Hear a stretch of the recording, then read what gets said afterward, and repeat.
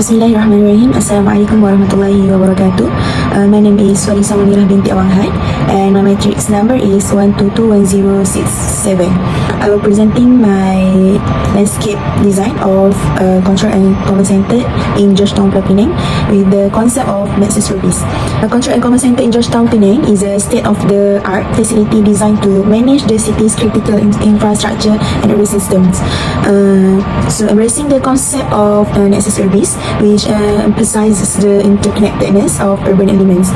So this concept facilitates the integration of various technological systems for seamless operation across transportation, utilities, public safety and emergency services, allowing for real-time monitoring, decision making and coordination. I choose personal study from Rooftop Garden, the Oaks at London. You can see the garden is covered over all the rooftop. Then the second one is CDL's Tree House Singapore, which is I inspired the facade and integrate into my building. So how I come up with this concept of landscape is actually from the issues. So the first issue is lack of green spaces. So actually insufficient green areas can lead to lack biodiversity, and then it reduces air quality and increase urban heat island effect. And then the second one is noise pollution. So noise pollution is come from traffic and urban activities, so it can affect the environment and the quality of life for occupants there. And then the third one is how the bird droppings and other issues. The presence of many bird angular droppings can create unsanitary conditions and unpleasant odors. So actually proper landscape design will help mitigate these issues by discouraging bird congregation in certain areas. And then the next one is unpleasant odors. So actually the area is plagued by unpleasant smells from nearby sources such as food stalls. But effective landscaping can help to buffer and filter these odors actually. So the next one is limited community engagement, where the lack of plazas and open spaces limit opportunities for community engagement and recreational activities. And the last issue is heat retention. So from the issue I take Natalie to guide me in this design. So from Surah Al-Baqarah ayat 205, وَإِذَا تَوَلَّى سَعَى فِي الْأَرْضِ لِيُفْسِدَ فِيهَا وَيُهْلِكَ الْحَرْثَ وَالنَّسْلَ وَاللَّهُ يُحِبُّ الْفَسَادَ. And when he goes away, he strives throughout the land to cause corruption therein and destroy crops and animals, and Allah does not like corruption. So this verse highlights the importance of avoiding corruption and destruction of the environment. And then emphasizing the duty to protect and nurture the earth, its vegetation and its creature. So it actually aligns with the needs for green spaces, ecological balance and clean and pleasant surroundings, and overall environmental stewardship. So my conceptual approach, which is from the concept Nexus Urbis itself.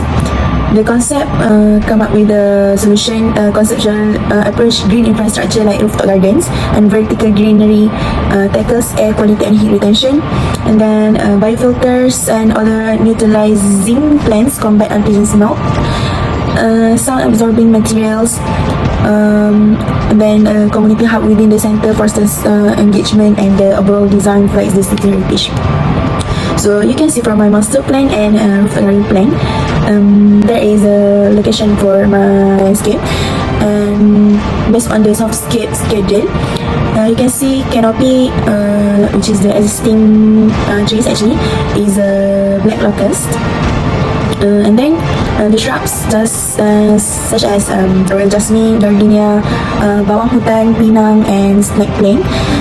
And then the climbers, star jasmine, Boston ivy, and then ground covers is Japanese grass and Lima grass.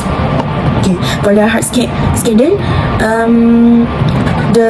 for the special surface, I use sandstone tiles, and then which is the material is sedimentary rocks. The pavement tiles, which is a brick, and then the stepping stones, which is the beach stone. Gravel stone tiles, which is the material is stone.